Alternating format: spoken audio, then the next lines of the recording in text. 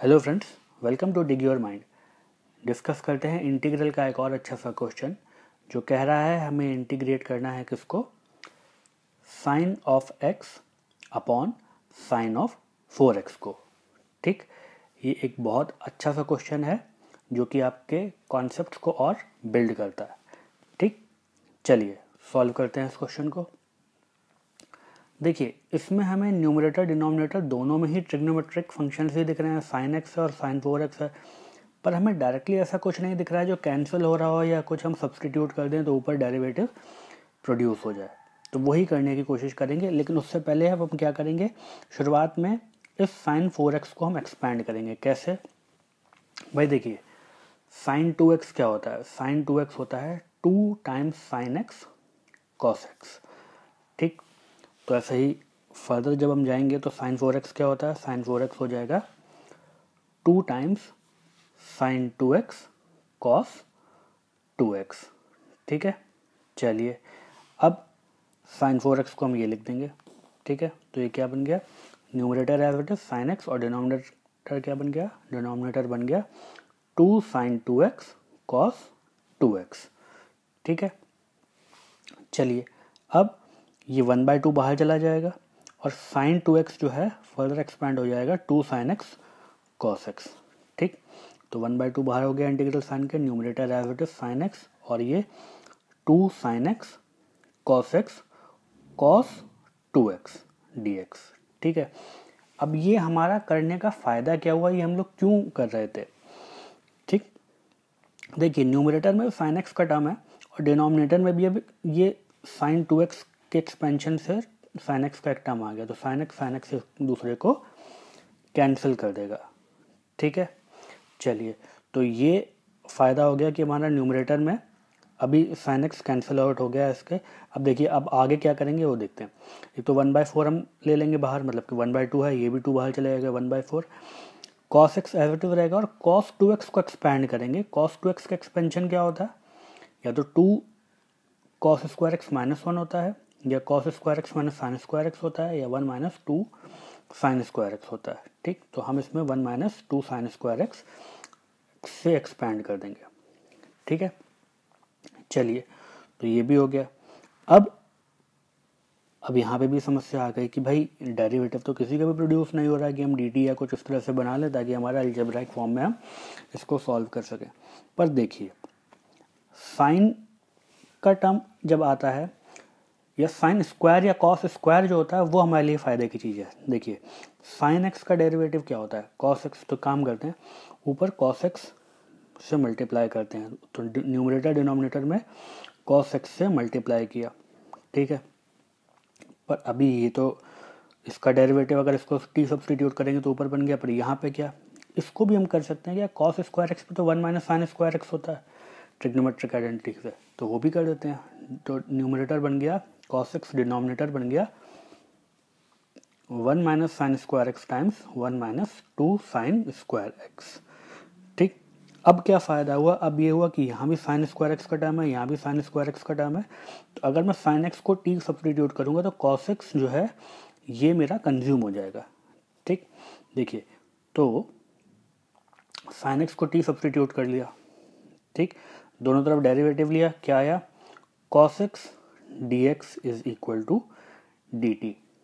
ठीक है, तो ये आसानी से हो गया।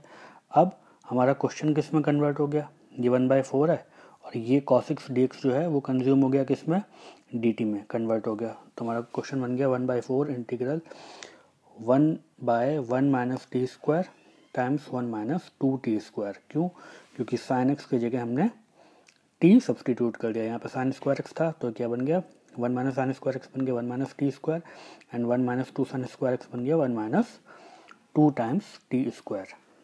ठीक है, चलिए अब इसको सॉल्व करने के लिए क्या करेंगे, पार्शियल फ्रैक्शन लगाएंगे और उसमें भी हम टी स्क्वायर को पहले वाई सब्सटीट्यूट कर लेते हैं। ठीक, ताकि कैलकुलेशन और इजी हो जाए।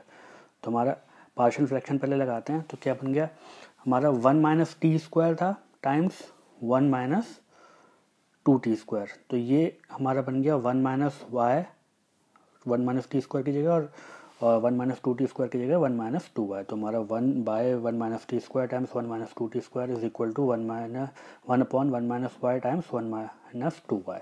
ठीक है, चलिए तो अब ये दो फैक्टर बन गए हैं, तो दो फैक्टर के लिए अलग अलग कांस्टेंट हम लोगों ने ले लिए ए और बी, तो ये क्या बन गया a upon 1 minus y plus b upon 1 minus two y. ठीक है, तो ये फॉर्मेट जब भी बनता है इस तरह का, तो हम एक टी स्क्वायर के टर्म को वाई ले लेते हैं, तो ये आसानी से हमारे लिए सॉल्व हो जाता है। ठीक है, चलिए, ताकि क्वाड्रेटिक फर्दर मतलब ये फैक्टराइज तो हो जाएगा 1 माइनस टी और 1 प्लस टी में, ये भी बन जाएगा 1 माइनस रूट टू टी और 1 प्लस रूट टू टी, पर ये इस तरह से करने से ज़्यादा फ़ायदा रहेगा, जल्दी सॉल्व होगा। ठीक है, डायरेक्टली फॉर्मूला हम अप्लाई कर सकते हैं। खैर चलिए, अब इसमें 1 minus y and 1 minus two y से न्यूमरेटर डिनोमिनेटर में मल्टीप्लाई किया। ठीक है, दोनों तरफ, तो लेफ्ट हैंड साइड क्या बन गया 1 और राइट हैंड साइड बन गया 1 minus two y times a plus b times 1 minus y. ठीक है, क्योंकि ये कैंसिल आउट हो जाएगा 1 माइनस वाई इस तरफ का, तो 1 माइनस टू वाई बचेगा, और यहाँ का 1 माइनस टू वाई कैंसिल होगा तो 1 माइनस वाई बचेगा, और यहाँ तो 1 हो ही गया। ठीक है, क्रॉस मल्टीप्लाई बोल दीजिए, आप जो भी बोल दीजिए। ठीक है, ये दोनों तरफ इस नंबर से मल्टीप्लाई। ठीक, 1 minus y times 1 minus two y. खैर, अब हम क्या करेंगे, एक तरीका तो होता है कोफिशिएंट कंपेयर कराने का, एक तरीका होता है कि टर्म को जीरो कर दे। तो ये देखिए, ये कब जीरो हो जाएगा, 1 माइनस टू वाई जीरो हो जाएगा and y is equal to 1/2, तो दोनों तरफ y is equal to 1/2 put करेंगे। लेफ्ट हैंड साइड में आप वाई की कोई भी वैल्यू पुट करें, ये 1 ही रहने वाला है, क्योंकि वाई का कोई टर्म ही नहीं है, तो y is equal to 1/2 put करते हैं। ठीक, उससे फ़ायदा क्या होगा, ये वाला टर्म जो है 1 माइनस टू वाई ये ज़ीरो हो जाएगा, तो ए के लिए कुछ हमें काम ही नहीं करना है, ये वाला पूरा ही टर्म ज़ीरो टाइम्स है ज़ीरो, तो 1 is equal to b times 1 minus 1/2 which is again 1/2, तो 0 प्लस बी टाइम्स 1/2। ठीक है, 1 माइनस 1/2 इज 1/2, तो बी टाइम्स 1/2 हो गया, 1 इज इक्वल टू 0, ये 0 हो गया, प्लस 1/2, दोनों तरफ 2 से मल्टीप्लाई किया, तो 2 is equal to b. B की वैल्यू क्या आ गई 2। सिमिलरली, अब जैसे हम लोगों ने इसको y इक्वल टू 1/2 पुट किया था ताकि ये 0 हो जाए, हम ये देखते हैं कि ये वैल्यू कहाँ पे 0 हो रही है, ये हो रही है y इक्वल टू 1 पे, तो दोनों तरफ इक्वेशन में y इक्वल टू 1 पुट कर देते हैं। ठीक है, उससे क्या होगा, ये वाला पार्ट 0 हो जाएगा, तो b वाला पार्ट 0 हो गया, क्योंकि 0 टाइम्स b 0। अब यहाँ पे जो 0 पुट करेंगे तो 1 माइनस 0, ये हो गया 1 माइनस 0 इज 1, तो 1 is equal to, left hand side तो 1 ही है, राइट हैंड साइड 1,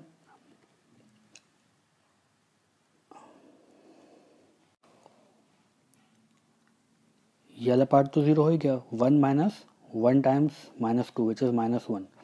ठीक है, तो 1 माइनस 2 हो गया ना बेसिकली, तो 1 माइनस 2 इज माइनस 1, तो 1 is equal to a times minus 1, दोनों तरफ माइनस 1 से मल्टीप्लाई किया, minus 1 is equal to a, तो ए और बी दोनों की वैल्यू आ गई। तो हमारा ये जो इंटीग्रल था, ये इस फॉर्म में हमने कन्वर्ट किया था। अगेन यहाँ y की जगह हम टी स्क्वायर डायरेक्टली पुट कर सकते हैं, a की वैल्यू क्या आ गई -1, b की वैल्यू क्या आ गई 2। तो हमारा जो क्वेश्चन था, हमें इसका इंटीग्रल फाइंड करना था, डायरेक्टली वैल्यू पुट करते हैं, तो क्या बन गया 1/4 times integral of -1/1 minus t square. -1 कैसे आया, a की जगह -1 पुट किया, 1 माइनस वाई था, 1 माइनस वाई की जगह क्या आ गया, y की जगह क्या आ गया टी स्क्वायर, तो 1 माइनस टी स्क्वायर, ऐसे ही प्लस b की जगह क्या हो जाएगा 2, और 1 माइनस 2y क्या, ये डायरेक्टली लिख देंगे, क्या बन गया प्लस 2/1 माइनस 2t स्क्वायर। ठीक, इसी का पूरा का इंटीग्रल फाइंड करना था, तो ये dt भी आ गया इसका ऑपरेटर। चलिए, अब आगे बढ़ते हैं। ठीक है, देखिए अब तो ये बहुत आसान होने लगा, ये तो डायरेक्टली इंटीग्रल फॉर्मेट में दिख ही रहा है हमें, पर इसमें अगर हम देखें तो न्यूमरेटर डिनोमिनेटर में हम 2 से डिवाइड कर देते हैं। ठीक है, ऐसा क्यों किया, ताकि ये टी स्क्वायर का जो कोफिशिएंट है वो भी 1 बन जाए। ठीक, तो ये बना लिया हमने 1, तो ये 1/4 टाइम्स, और यहाँ पे -1 से मल्टीप्लाई किया। ठीक, न्यूमरेटर डिनोमिनेटर में क्यों, ताकि ये -1 हट जाओ, ये टी स्क्वायर -1 बन जाए, ये भी स्टैंडर्ड फॉर्म है और ये भी स्टैंडर्ड फॉर्म है हमारे लिए। तो ठीक है, क्योंकि 1 स्क्वायर हो गया ये, इसलिए। ठीक, चलिए, और यहाँ पे क्या बन गया, ये बन गया 1/4, इसको डायरेक्टली मल्टीप्लाई कर लिया सारे टर्म्स को एक्सपेंड करके।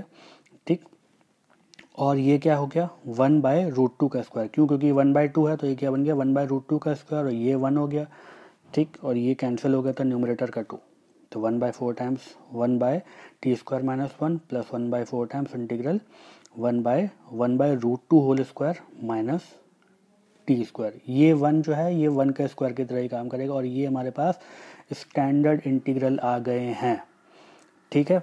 1/x² - a² हो या 1/a² - x² हो, उनका डायरेक्टली इंटीग्रल होते हैं, ठीक। चलिए अप्लाई कर देते हैं इनके 1/4 टाइम्स करके।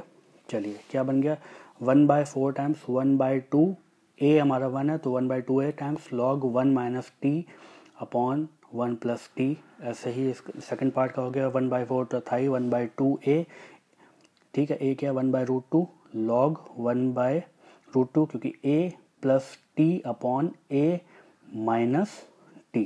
a की जगह 1/√2 पुट किया इस वाले पार्ट में, और इसमें a की जगह 1 पुट किया, ठीक है। 1/4 दोनों में चल रहा था, चाहे तो हम वैसे भी कॉमन लेके काम कर सकते थे, और मैंने मल्टीप्लाई किया हुआ था तो हम लोगों ने एज इट इज इसको लिख लिया। खैर अब अगर इसमें देखें तो ये 1/√2 है, ये न्यूमरेटर में चला जाएगा, ठीक है। कैसे, दोनों तरफ मल्टीप्लाई करेंगे √2 से न्यूमरेटर डिनोमिनेटर में, तो ये चला गया। चलिए अब ये 1/4 है, यहाँ पे भी 1/4 है, खैर जो भी है 1/8 हो जाएगा यहाँ पे भी, और ये पार्ट मेरा एज इट इज रहेगा, यहाँ √2 से मल्टीप्लाई हो जाएगा दोनों न्यूमरेटर डिनोमिनेटर में इसके। खैर तो ये 1 बन गया 1/8 log 1 minus t upon 1 plus t, ये as it is, plus √2/8 log mod 1 plus √2t by 1 minus √2t plus integral का कांस्टेंट c, ठीक है। तो ये 1/8 दोनों में बाहर आ रहा है। दूसरी चीज़ क्या है, दूसरी चीज़ t के टर्म में आंसर आ रहा है अभी, तो t हमने जो सब्सटीट्यूट किया था वो क्या था, वो साइन x था, साइन ऑफ x था, तो वो सब्सटीट्यूट कर देते हैं वैल्यू 1/8 टाइम्स, ठीक है। यहाँ क्या बचा log mod 1 minus sine x upon 1 plus sine x plus √2 times log mod 1 plus √2 sine x upon 1 minus √2 sine x, ठीक, एंड इंटीग्रल का कांस्टेंट c ऐड कर दिया, और यही है हमारा रिक्वायर्ड आंसर, ठीक। आई होप आपको कॉन्सेप्ट समझ में आया होगा, एप्लीकेशन समझ में आया होगा, कैसे ट्रिग्नोमेट्रिक फार्मूला को हमने एक्सपेंड किया, उनसे एक्सपेंड किया, यूज़ किया, और किस तरह से हम आगे बढ़े, और फिर पार्शियल फ्रैक्शन में हम चले गए, फिर डायरेक्टली फार्मूला हमने अप्लाई कर दिया। आपको कोई डाउट आता है तो आप कमेंट सेक्शन में पूछ सकते हैं। आपको वीडियो कैसा लगा कमेंट करके ज़रूर बताएं। वीडियो अच्छा लगा तो उसको लाइक करें, चैनल को सब्सक्राइब करें, बेल आइकन प्रेस करें ताकि कोई भी अपडेट मिस ना हो, और इसको अपने फ्रेंड्स के साथ ज़्यादा से ज़्यादा शेयर करें। Thank you so much for watching the video.